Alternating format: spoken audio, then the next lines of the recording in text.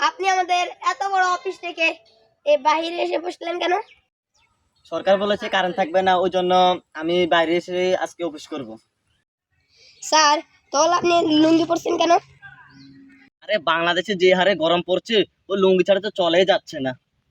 তাহলে আজকে ইন্টারভিউটা শুরু করা যাক। আচ্ছা ঠিক আছে, শুরু করো। আপনি এদিকে আসেন।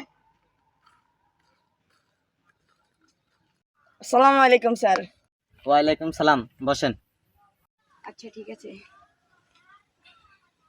আচ্ছা তাহলে আপনাকে কয়েকটা প্রশ্ন করি, যদি আপনি প্রশ্নের উত্তরগুলা সঠিক হয় তাহলে আপনার চাকরি কনফার্ম। আচ্ছা স্যার বলুন। তোমার বাবা কি মুক্তিযোদ্ধা? না। তোমার দাদা কি মুক্তিযোদ্ধা? না। তাহলে কি তোমাদের ফ্যামিলিতে কেউ কি মুক্তিযোদ্ধা আছেন? না স্যার, আমাদের ফ্যামিলিতে কোনো মুক্তিযুদ্ধ নেই। তাহলে আপনার চাকরির জন্য 6 লাখ টাকা লাগবে।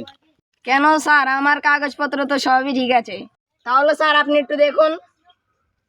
আপনার ফ্যামিলিতে তো কেউ মুক্তিযোদ্ধা নেন, তাহলে কাজ দিয়ে কি হবে? 6 লাখ টাকা লাগবে আপনার। স্যার তাহলে এত কষ্ট করে পড়ালেখা করে লাভটা হলো কি? আপনি যদি চাকরি করতে চান তাহলে কালকে 6 লাখ টাকা নিয়ে অফিস আসবেন, এখন আসতে পারেন।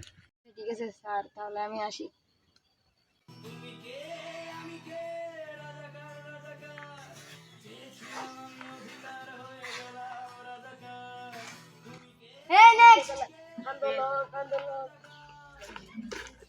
ওয়ালাইকুম স্যার।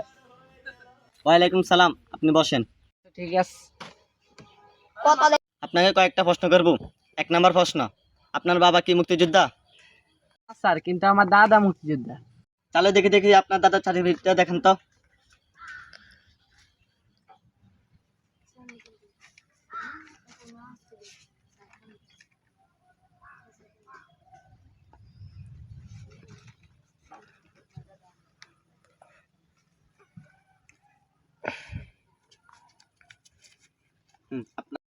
আপনার চাকরি কনফার্ম, কালকে থেকে জয়েন করবেন। আচ্ছা স্যার, আসসালামু আলাইকুম। তাহলে আমি আসি। ওয়ালাইকুম সালাম। ভাই ভাই দাঁড়ান তো। কি হয়েছে ভাই, কি বলবেন? ভাই আপনার কি চাকরি হয়েছে? হ্যাঁ হ্যাঁ ভাই, হয়েছে। কেন, আপনি কি ওনাকে 6 লাখ টাকা দিয়েছেন? কেন, আমি 6 লাখ টাকা দিতে যাবো কেন? তাহলে কি আপনার পরিবারে কোনো মুক্তিযুদ্ধ আছে? হ্যাঁ ভাই, এই জন্যই তো আমার চাকরি হয়েছে। ও আচ্ছা, যাদের পরিবারে মুক্তিযুদ্ধ আছে তাদের এই চাকরি হয়, আর বাকিরা কি? কেন, আমাদের প্রধানমন্ত্রী তো বলেছে যাদের পরিবারে মুক্তিযোদ্ধা নেই তারা রাজাকার।